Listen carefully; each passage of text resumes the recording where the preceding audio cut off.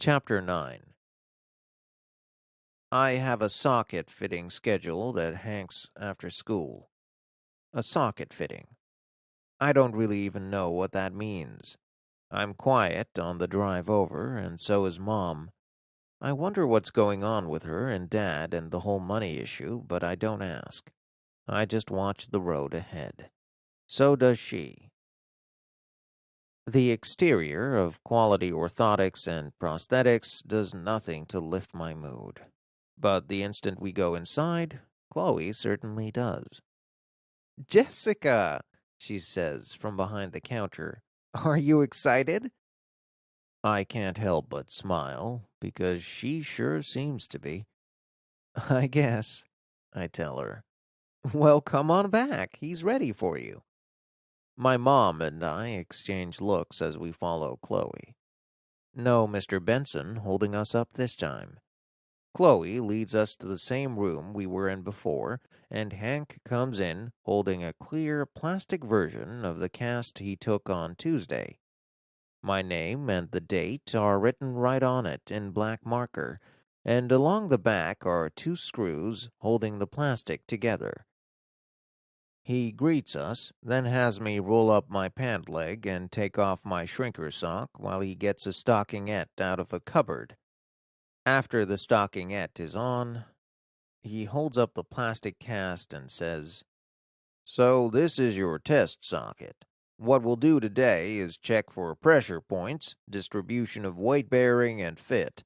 If there's anywhere that hurts, be sure to tell me. It should feel snug, and there'll be pressure, but after you get used to that, it shouldn't hurt."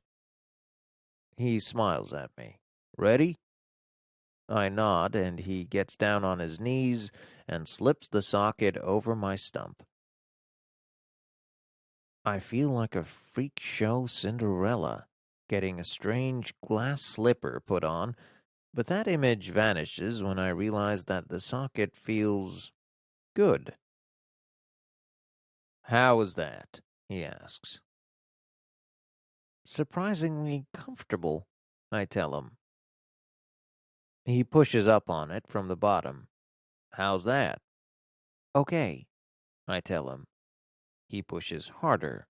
"No pain?" I shake my head. "The clearance here," he says, pointing to the base of the socket, "should be enough so that you don't feel it when the leg is complete and you're standing on it, but not so much that it creates an area where your residual limb can pool with fluids." He nods. "I think we've got a good fit here." Next, he has me bend my knee, and he checks all around it, especially in back.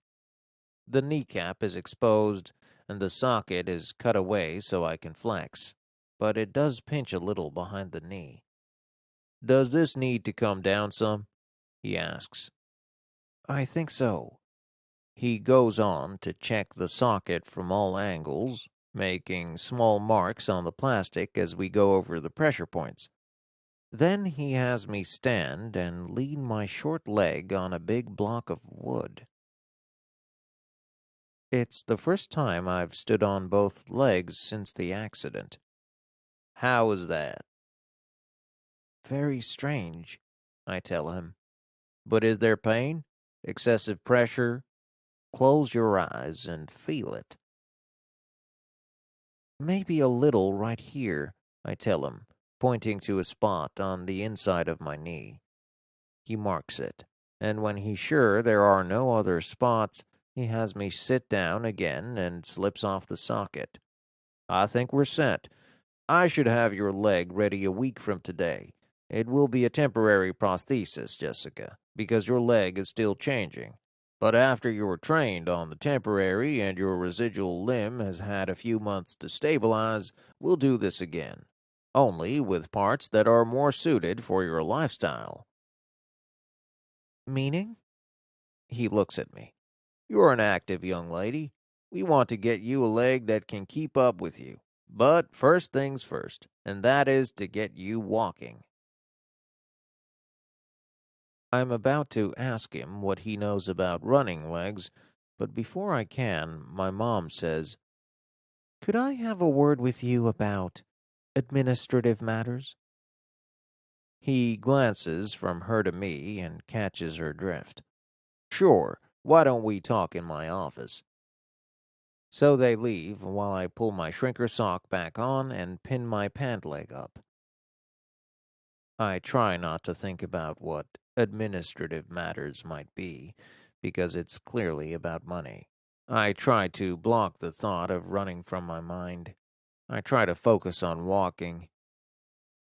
In 1 week, I'll have a leg. In 1 week, I'll learn to walk again. In 1 week.